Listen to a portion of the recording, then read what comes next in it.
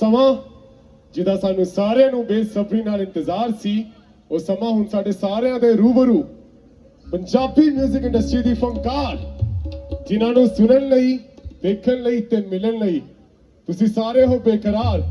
ਉਹ ਫਨਕਾਰ ਵੀ ਤੁਹਾਨੂੰ ਸਾਰਿਆਂ ਨੂੰ ਮਿਲਣ ਲਈ ਬੇਕਰਾਰ ਨੇ।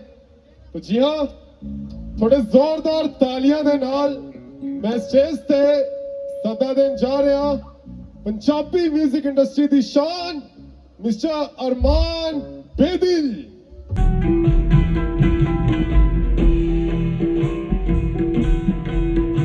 तेरे नालों सोना कोई भी देखा ना, सूरज चंदा ते चन दागी तारे पत्थर ने, कोई दिल नहीं सी था रुलते फिरदे सी। लोहा पा दिता विक चंदन दी लकड़ ने, लोहा पा दिता विक चंदन दी लकड़ ने, आगे देखण वाले